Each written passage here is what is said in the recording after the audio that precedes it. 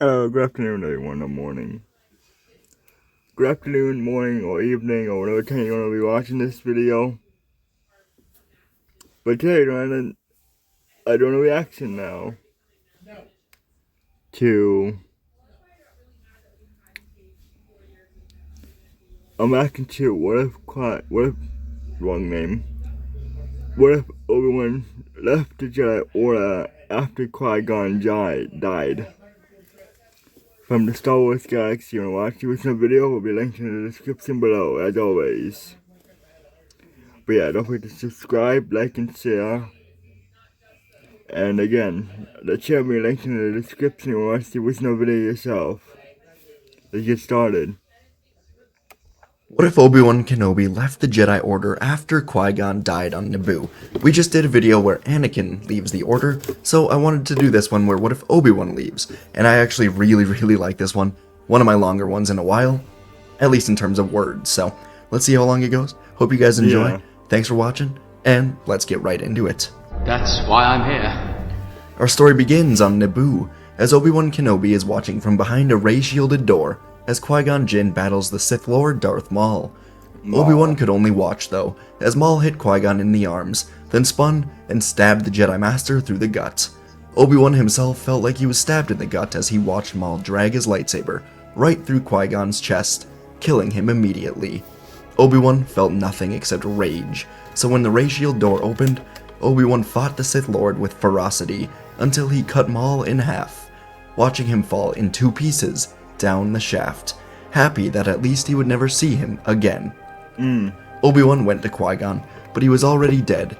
Qui-Gon would have made Obi-Wan promise to train Anakin, but because he died, Obi-Wan never made that promise. And so, through great sorrow, Obi-Wan would take Qui-Gon's body, and eventually he would go to the funeral, where thoughts were circulating in Obi-Wan's head. Thoughts he hadn't had in years, since he was on Mandalore with Satine. The little boy, Anakin, from Tatooine. He would turn to Obi-Wan, asking him what was going to happen with him, now that Qui-Gon was dead. And Obi-Wan gave him a soft smile, saying that it would be up to the Council, and he turned away from Anakin. In time, the funeral would end, and Obi-Wan would be in his Jedi Temple quarters, trying desperately to fall asleep. But every time he closed his eyes, all he saw was Qui-Gon dying. He simply couldn't sleep, so instead, Obi-Wan pulled out a hollow image from under his bed that he hadn't touched in years. It was a picture of him and Satine, and Obi-Wan looked at it, remembering how happy he was with her, and he made a decision. The next morning, Yoda was about to head to a council meeting when Obi-Wan entered Yoda's quarters, saying he must talk to him. Yoda noticed that Obi-Wan's eyes were shot red, like he hadn't slept at all, and Obi-Wan knelt down, saying that he was leaving the Order. Yoda looked down, shaking his head with sadness. Not even a day ago, Dooku also left, and now Kenobi was going as well. The Sith had returned, and now Dooku, Qui-Gon, and Kenobi were gone. Yoda didn't stand in Obi-Wan's way, as Kenobi turned in his lightsaber. And so, Obi-Wan would walk through the temple for a final time, eventually boarding a shuttle that would take him to where he truly wanted to be, Mandalore. And as he left the temple, the young Anakin Skywalker stepped inside of the Jedi Council. Anakin noticed that the other Jedi of Yoda's species was missing, and soon enough, Yoda spoke up, asking Anakin what it is that he wants. Anakin stuttered, saying he thinks that he wants to be a Jedi, but truthfully, the first couple days in the temple, combined with losing Qui-Gon, had Anakin doubting everything. The council looked around, sensing Anakin's sadness and vulnerability, and Mace Windu said that he would be a Jedi, but not a traditional one. Instead, Anakin was to be sent out to the Agricultural Corps, which was designated for Force users who were just not quite suited to be Jedi, but could still use their gifts to make the galaxy better. The council decided that Anakin was too dangerous to be trained, but he could also not just be let loose into the galaxy again. Anakin felt numb, and by the end of the day he was sent out of the temple to the lush planet Socoria, where he would meet a group of Force users in a research lab on the planet. Anakin would be introduced, and soon he would begin his new, mundane life. On Mandalore, the Duchess Satine was meeting with a group of politicians in the main hall, when she was informed that she has a visitor. Satine walked out of the room to find Obi-Wan Kenobi looking around. Kenobi smiled, saying that she never seemed like the palace type, but before his sarcastic comment was out of his mouth, Satine was giving him a huge hug. Obi-Wan told her everything about Naboo, the Sith, Qui-Gon, and how he couldn't just take being alone in the Order. He couldn't stop thinking about Satine, and so he left the Order to come here. Long ago, Obi-Wan would have left the Order had Satine said the word, but now he made the decision himself. Obi-Wan looked at Satine, saying that if she will allow it, then he would love to be here with her once more. And Satine said of course, embracing him once more. On the planet Sereno, Dooku was alone in his castle. In recent months, he has killed Sifo Dyas, started the clone army under his name, deleted Kamino from the archives, killed Yaddle, and lost his apprentice Qui-Gon Jinn. And with the death of Maul, he left the Order, becoming the Sith apprentice to Darth Sidious. In order to deal with what he has become, Dooku forced himself to embrace the darkness more and more, convincing himself it was the only way to secure victory for a galaxy without corruption. And now he knelt down as the hologram of Sidious appeared in front of him. The Dark Lord began to speak, telling Dooku they have a unique opportunity thanks to the fear of the Jedi. Anakin Skywalker, the so-called Chosen One, has been cast away, thrown onto some backwater planet to be nothing more than a researcher. Sidious said this is a disgrace for someone of Skywalker's potential, so he and Dooku came up with a plan to capture the boy and make him hate the Jedi. First, Dooku would go to Tatooine in a Jedi starfighter and pretend he is on a Jedi mission, then accidentally blow up the home of Shmi Skywalker. Then he would go to Socoria, hire a group of pirates to infiltrate and kill the Force users, and Dooku was to arrive at the last minute and save Anakin. First, the plan on Tatooine was executed flawlessly. Oh god, everything is going according to plan, as always. Oh god. Hope you guys enjoying this. And I'll be doing intermission or something again between the video. If you guys enjoying these reactions, I'll be doing multiple reactions at a time, but I won't be uploading them all like at once. I'll be uploading like, I might like make like this much, I might make this much, but then I might like upload, let's say, 2 or like 4 videos at a time. I'll be uploading them like that. But in the meantime, I'll be making like 4 or 15 reaction videos if you guys like the reaction videos.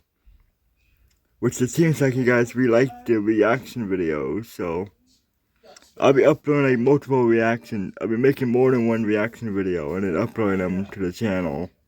If you guys seem to enjoy the reaction videos. But yeah, let's see what plans they have with Skywalker.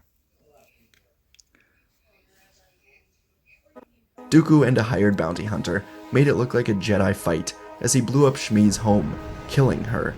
And on Socoria, Anakin looked up to see a few pirate ships flying through the air, firing down on the facility. Anakin began to run as screams filled the air. Explosions rang in his ears, and as Anakin reached the entrance, an explosion sent him flying through the air. He became dazed, but soon he saw a curved, red lightsaber ignite in front of him. Dooku stepped in front of Anakin, deflecting the pirates' blasts back into their ships, using Force lightning to kill them as he ushered Anakin away. Anakin soon fainted from the blast, not having any idea what was going on. And eventually, Anakin would wake up inside a hidden facility on the planet Mustafar. He couldn't see much, but the sound of lava flowing was different than anything he'd heard before. Within minutes, 2 people entered the room, Darth Sidious and Count Dooku. Anakin asked where he was, very afraid, and Sidious told him that he was hidden away for his own safety. Sidious then paced the room, telling Anakin that the Jedi tried to kill him, but they were able to save him. Anakin asked who they were, and Sidious said that he and Dooku were outcasts, sent away by the Jedi, just like Anakin was, but they decided to do something about it. Sidious continued, saying that the Jedi were evil, and that they were afraid to lose their power, and therefore they cast away anyone who contains great power, such as Anakin, Dooku, or Sidious. Anakin was scared for his life, and he said that his mother may be in danger as well. And with a compassionate voice, Sidious knelt in front of Anakin, keeping his hood over his face, saying that the Jedi did not seek only to kill Anakin, but also anyone close to him. And so Anakin learned that the Jedi killed his mother. This, of course, was a lie, but this lie ignited a flame inside of Anakin as he asked what he must do to join them. Sidious smiled, saying that under their training, the three of them would someday destroy the evil Jedi Order. And so many years would go by. On Mandalore, with the Civil War over and Obi-Wan back, the rule of Mandalore by Duchess Satine Kryze would be one of peace. The traditionalists, or the ones who wanted Mandalore to follow the warrior path, were exiled to Sundari to die out. Obi-Wan would work with Satine, giving up his Jedi ways and adopting the ways of the Mandalorian. Kenobi would find a balance of being a warrior and being peaceful like Satine wanted, and ultimately, he would be assigned to become the head of security for Mandalore. Under Satine's rule, with Kenobi as head of security, Mandalore would go on to reform the clan structure that long ruled Mandalore, and instead transitioning into one new government to maintain peace among the people. Along with doing away with the clan leadership, Kenobi and Kryze also worked together to determine which violent traditions to outlaw. They went over many different forms of weaponry and machinery, and Satine wanted to outlaw all of it, but Obi-Wan convinced her to outlaw the most dangerous stuff, while still allowing the people to carry weapons in case a Mandalorian rebellion ever rises from nearby planets. Though the two of them would often disagree, they would ultimately compromise, and it was much easier to compromise because of their love. The spark that was there when Kenobi first met Satine would quickly return, and the two were truly in love. Over the years, the Mandalorians prospered under their peaceful rule, and Kenobi would completely let go of the Jedi ways, but not of the Force. As head of security, Kenobi would use a vibrostaff to keep up with his ability to wield a weapon, and he would train all of the security forces of Mandalore. They were a peaceful people, but even the most peaceful world must be ready to defend it, and Kenobi would help with this. He would even use a jetpack and other Mandalorian tools. And soon enough, the Mandalorian security forces were very strong. One day, Obi-Wan was rather curious about the Jedi and what happened with the boy Anakin. That's correct. Even the peaceful worlds may have to learn how to fight one day. So yeah, let's show that in now. When I'm pausing. But yeah. Even the most peaceful worlds may have to learn how to fight one day to defend their home. That Qui Gon intended to train. Through extensive research, Obi-Wan would come to find that Anakin was killed in a pirate attack where he was stationed. Obi-Wan wanted to deliver this news to Shmi, but he also found out that she was killed in a bombing run by a starfighter from Sereno, the home planet of Count Dooku. This was curious, but Obi-Wan mourned Anakin and his mother, then returned to his duties. Obi-Wan and Satine considered having a child, but decided it was not the time, as the Clone Wars would eventually begin between the Republic and the Separatists. Mandalore would remain neutral, but in wartime, anything could happen. And during those same years that Obi-Wan found peace and happiness on Mandalore, Anakin Skywalker found hatred and anger in the dark side, as he was trained by the Sith on Mustafar. And Anakin soon found this life would not be easy. He would train against very human-like droids, and as Anakin learned to fight, any sign of hesitation, any mistake was severely punished.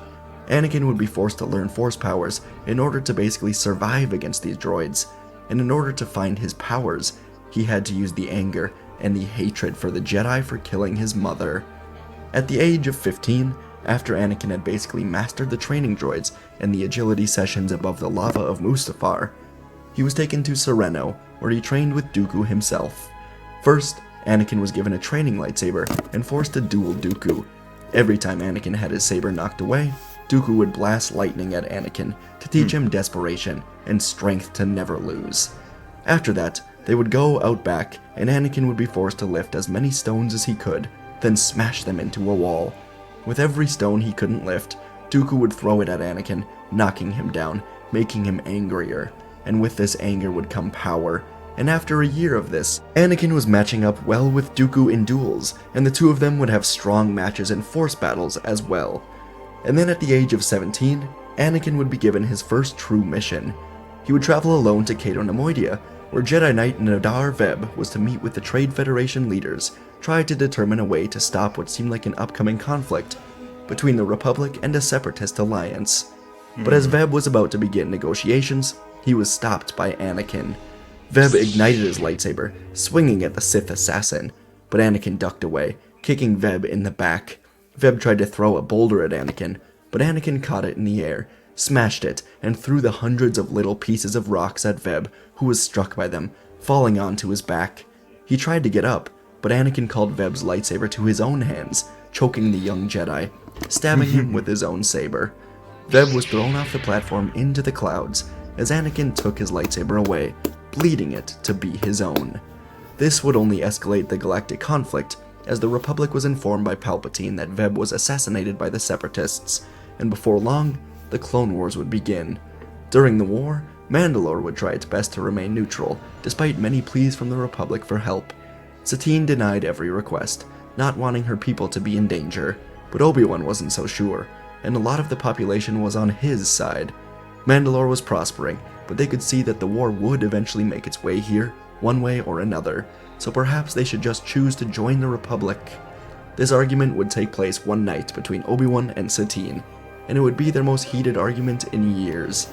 Obi-Wan argued that for the safety of the people, they should aid the Republic, but Satine said they must remain neutral, and without any war.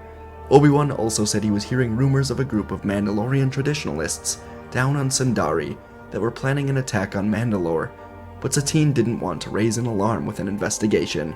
With the argument going nowhere, Obi-Wan said he needed time alone, and he left Satine to go back to the palace by herself. Obi-Wan would go to Peace Park and look upon the monument of those who died for a peaceful Mandalore. He was conflicted, and he could feel a darkness inside of him. He wanted to protect Satine and the people, and Obi-Wan would feel this darkness tugging at him, telling him that in order to protect Mandalore from the war, the power of the dark side may be the only way. But after an hour or so, Kenobi hid these feelings, deciding to go apologize to Satine in the palace. And on Sereno, Darth Sidious arrived with a mission for Anakin. For most of the war, Anakin had only been sent on small missions, but now Sidious had a real test. He sensed his former apprentice, Maul, had returned from the dead and was on Mandalore. This was a loose end that needed immediate taking care of, and he would prove to be a real test for Anakin. So Sidious sent Anakin to Mandalore to kill Maul, then return here, where Dooku and Sidious will be waiting for him. Upon entering the palace, Kenobi was struck with horror. The man that he struck down on Naboo, the man that killed Qui Gon, Darth Maul, was now seated on the throne, holding up Satine with the Force. Maul spoke, telling Kenobi that he has become weak, and he has allowed Mandalore to become weak. And with this weakness, a new power of Mandalore has been growing in the shadows. The Death Watch, ruled by him, holder of the Darksaber. Obi-Wan was frozen. There were 10 red-armored Mandalorians around him, and next to Maul stood another Zabrak. The 10 Mandalorians then lifted their blasters, shooting cables at Kenobi, and he was stuck, watching, as Maul said that with a new Mandalore rising, the old ways must die, and he pulled Satine right into the Darksaber. Obi-Wan watched the light fade from her eyes as she died, and with it, Obi-Wan felt the light in himself fade away. Maul smiled, laughing, telling Obi-Wan that the dark side is the only way. And Obi-Wan said, "So be it," and unleashed the darkness in him, snapping the cables, using the Force to lift up all 10 Mandalorians in the air with the Force. Obi-Wan used the Force to lift their blasters, firing at their jetpacks, and inside the Great Hall, 10 explosions surrounded Kenobi, Maul, and Savage. Maul's smile faded as he told Savage to go kill Obi-Wan. Obi-Wan reached out, calling armor from one of the dead Mandalorians to him with the Force, as well as a rocket jetpack from the wall. Within seconds, Kenobi shot a rocket at Savage, who jumped away, slamming into the wall. As Savage turned to look back at Obi-Wan, the former Jedi pulled out his vibroblade, thrusting it through Savage's chin, up through his skull. He fell dead in a heap, and Obi-Wan called Savage's lightsaber to his hand, igniting it and turning to Maul. Maul yelled out in anger and sadness at his brother's death, and he, too, ignited a saber. He and Obi-Wan circled each other in the Great Hall, and Maul said the Death Watch Do takeover has it. already begun. What But must Obi-Wan be said that done? he has faith in the Mandalorian security that he trained. Maul lunged forward, swinging at Obi-Wan, and the two of them dueled once more. They moved through the room, clashing lightsabers against each other, as Maul also was using the Darksaber. The duel was fairly even, but Obi-Wan would not go down easy. He would avenge his love. And so as the two of them continued through the hall, Obi-Wan ignited the second end of Savage's saber, cutting through Maul's hand, and the Darksaber fell into Obi-Wan's hand. Now he pushed Maul back as he fought with his one remaining good hand. Maul ducked a strike as Obi-Wan then sliced through the throne, flipping over Maul, cutting right through his back. Maul fell flat on his face and turned to look back at Obi-Wan, who now held a red lightsaber and the Darksaber in an X across Maul's neck. Maul screamed at Obi-Wan to do it, to give in to the dark side forever, and Obi-Wan nearly did. But as he looked at the Darksaber, he saw Satine's body in the reflection, and then he saw himself. He'd become the exact thing Satine gave her life to destroy. And so Obi-Wan de-ignited the sabers, telling Maul he was under arrest. Maul called him a coward, but Obi-Wan said to deny the easy path of the dark side makes him more powerful than Maul could ever dream of. Maul was about to say something back, when suddenly his voice was caught in his throat, and he was lifted into the air, choking. Obi-Wan tried to help him, but Maul's head was twisted around, and he died in a heap with a broken neck. Obi-Wan then looked to the entrance to see a hooded man with glowing yellow eyes, and the man spoke, saying, "Kenobi." Obi-Wan felt in the Force, quickly realizing who this was, saying, "Anakin, what happened to you?" Anakin ignited a crimson lightsaber, yelling that the Jedi did this to him, and he leapt in the air, trying to kill Obi-Wan, but Obi-Wan ignited the Darksaber in time to block. Anakin looked at Obi-Wan with hatred, moving in, swinging with extreme power, and in between strikes, Anakin would yell, "You abandoned me!" and he kicked Obi-Wan into the wall. Anakin yelled at Obi-Wan again, saying that he left him to die with the Jedi, throwing his saber at Kenobi, who barely dodged it, standing back up now. Obi-Wan saw how broken and destroyed Anakin had become, and so through tears, Obi-Wan apologized, saying that it doesn't have to be this way. But Anakin said it was too late, force pushing him into the broken throne, slamming chunks of the broken wall into Kenobi's legs, chest, and face, knocking him down again. Obi-Wan tried to stand, Do it. but Anakin lifted him with the Force, throwing him with extreme power down the balcony to a wide open area below. The fall to the ground was long, and Obi-Wan felt himself slam extremely hard into the ground. He barely had the strength to move, as Anakin again lifted him up, slamming him into countless pillars, throwing him through the room, before slamming Obi-Wan into the ground.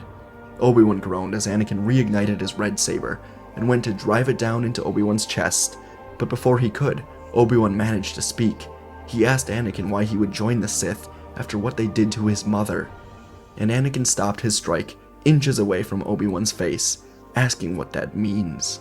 Obi-Wan again asked Anakin why he would join Dooku after he killed Shmi, and Anakin was backing away in shock and disbelief, calling Obi-Wan a liar. If this was true, it would destroy everything Anakin ever believed. It would ruin the only reason he joined the Sith. But Obi-Wan managed to lift up his datapad, telling Anakin to check his research logs. Anakin sifted through them, and he soon found it. The ship that destroyed his mother's home was from Sereno, not the Jedi Temple like the Sith had told him. Obi-Wan was now standing, and he told Anakin that he does not need to be chained down by the Sith any longer. He can free himself, let old things die, not let the past control him.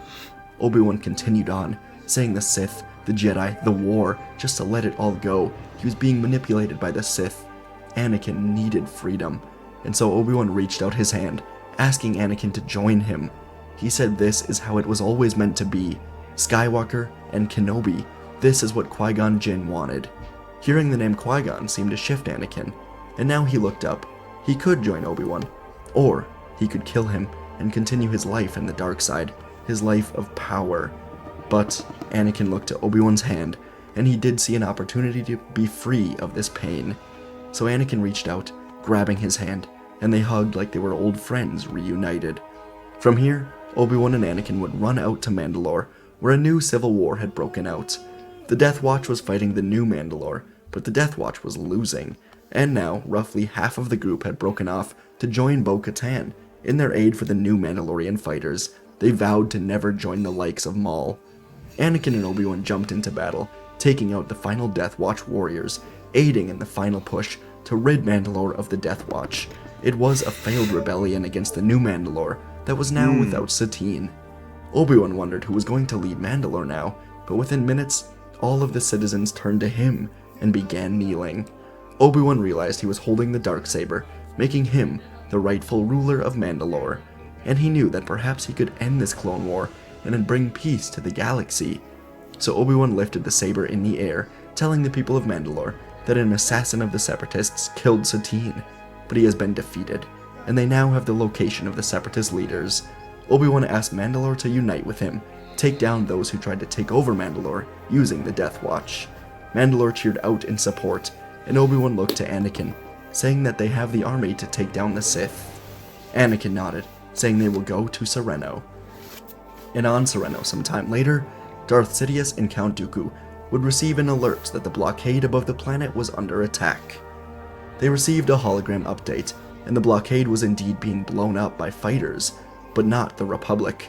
No, this attack would only be able to be successful by someone who knows the blockade, how it was set up, and both realized it was Anakin. In the air, the Mandalorian fleet pushed through the Separatist blockade, allowing a ship containing Anakin, Obi-Wan, and 30 Mandalorian fighters to push through. The ship fired upon Dooku's castle, and the two Sith Lords barely made it to the ground before the castle exploded. And out of the ship jumped Anakin, Obi-Wan, and the 30 Mandalorians to face off against Sidious and Dooku. The air was filled with tension as lightsabers ignited, casting an eerie glow on the ground, and Anakin, having recently returned from the grip of the dark side, stood tall, his red lightsaber ready, as Obi-Wan, clad in his Mandalorian armor, brandished the Darksaber, a symbol of leadership among the warriors he now commanded. The Mandalorians performed a protective circle around the Jedi duo, their blasters and their armored bodies ready for the impending clash. And the battle would erupt with a clash of blades and blaster fire. Anakin moved with power, his movements reflecting the conflict within him as he engaged with Sidious. Obi-Wan's Darksaber parried Dooku's strikes with a distinctive black glow, as he seamlessly blended Mandalorian combat with his Jedi training. The Mandalorians then began to fire at the Sith, exchanging fire, dodging lightning strikes. Jetpacks roared to life, sending the warriors soaring through the air, adding a dynamic element to the battlefield. And Anakin, drawing from the memories of his mother, countered Sidious's power with a sheer determination to avenge himself and Shmi. Sidious was moving, blasting lightning, taking out some of the Mandalorians, and the intensity of the battle continued, the ground of Sereno bearing the scars of the clash. As Kenobi and Dooku fought, sparks flew as their blades met, each combatant seeking an opening. And Obi-Wan managed to push Dooku away for a moment, and 3 missiles from Mandalorians pushed Dooku to the ground.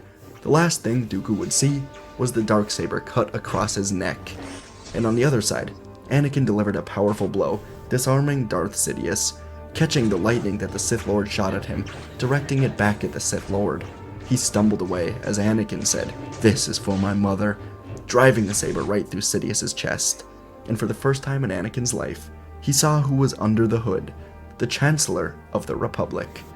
When the battle was over, the group would go back and head to Mandalore. Anakin and Obi-Wan would speak, as Obi-Wan invited him to stay on Mandalore, but Anakin said he has to go out into the galaxy himself and explore, find himself, find peace and freedom for himself. Obi-Wan told Anakin he would always have a place here, and eventually Obi-Wan contacted the Republic, delivering the evidence of Palpatine working with Dooku. Over the next month or so, the Separatists would crumble without Dooku and Sidious. Grievous would try to take over, but a mini rebellion inside the Separatists would take over, as the Council was afraid of what Grievous may do. So they negotiated a surrender, and Grievous was hunted down and destroyed. With the war ending, the new treaty would allow the Separatists to have a lot of what they wanted as well, including an investigation into every single senator, and lower taxation to help planets thrive. In the end, the galaxy would end the war rather happy. On Mandalore, Obi-Wan and many others would build a memorial for Satine, as Obi-Wan stepped in as the ruler of the peaceful Mandalore. Bo-Katan was promoted to head of security, and she would train people to know the warrior path, but understand it would only be used on outsiders, not against fellow Mandalorians. And in the end, the galaxy would see peace for many years, under Chancellor Padme Amidala, while Anakin explored the galaxy, staying away from the darkness to honor his mother. And folks, that is where our video ends. Definitely one of the longer ones I've done in a while, but I was driving the other day. I was driving home on like a 6-hour drive, and I was just thinking, I was like, what's my next video gonna be? And it just clicked, and I was like, what if I do this? And the idea just popped in my head. More ideas, more ideas. I really like this one. The idea of Obi-Wan leaving, and the Jedi Council not like completely abandoning Anakin, but just sending him off to just go do his own thing. Abandoning him, but not really. And of course, Sidious and Dooku are gonna step in and just kind of take him for themselves, under a complete lie that the Jedi killed Anakin's mother. And I had to have Obi-Wan and Anakin eventually meet up. Obi-Wan revealed the truth. I kind of had... Hermione! We're fine, John. What Downstairs do you want for now. dinner? What? Downstairs now. What do you want for dinner? Wait, with that? I'll be back in a minute. I'm back.